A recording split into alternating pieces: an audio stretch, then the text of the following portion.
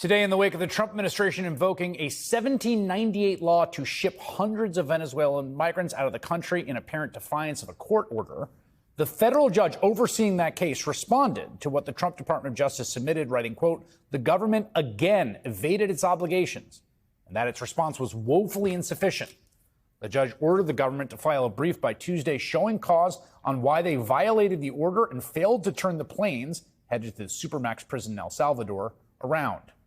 Lee Gelernt is the lead counsel on this case, deputy director of the ACLU's Immigrant Rights Project, and he joins me now.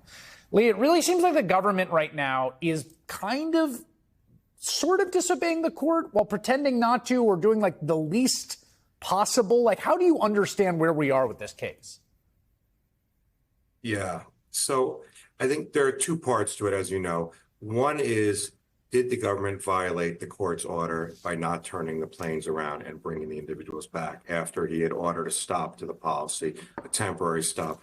The other part of it, of course, is what the president's doing with this wartime authority lawful? And so what you're referring to is the part about defying his orders. You know, we think the facts are pretty clear, but we are not going to get ahead of the judge. We're going to allow the judge to find these facts and ultimately decide whether his own order was violated. And if he finds that the order was violated, we are going to certainly ask him to get these individuals back. You know, normally a federal judge can't order another country to do something or release people in their prisons. I think it's pretty clear, though, that the U.S. is running the show here, and they're constructively in U.S. custody, and El Salvador is essentially functioning like a private prison. So we will see what the judge does with whether the facts and, you know, whether they violated the order, and then ask him for various forms of relief, but most prominently ask him to bring the individuals back. On the other question, you know, the main question in the case, was the use of this 1798 law lawful? Absolutely not. Congress could not have been clearer. You can use it when there's a foreign government or nation in a declared war with the United States, or a foreign government or nation is invading our country or making predatory incursions. The law could not be clear. And so, you know, and you and I have talked about this a lot, Chris, that sort of this is fundamentally a separation of powers question. The president is just thumbing his nose on the limitations Congress put in the law. And those limitations have been clear for the entire 200 plus years the law has been in existence. The law has only been invoked 3 times in our country's history, all during declared wars: the War of 1812, World War I, and World War II, and infamously in World War II to intern people of Japanese descent. And so now all of a sudden the president's saying, well, I'm just going to use it against the gang, and you can't review what I'm doing.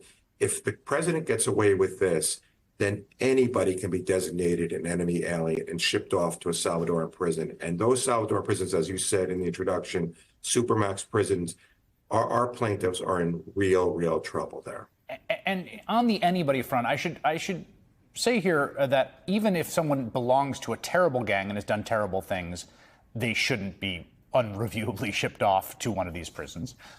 And also, there seems very compelling evidence the plaintiffs in this case had nothing to do with this gang. Like, maybe they got a rose tattoo at a Dallas tattoo parlor, or one of them was a soccer player with a tattoo that they got to, you know, that looks a little like their favorite soccer club in Europe, and now have been snatched and thrown into this prison.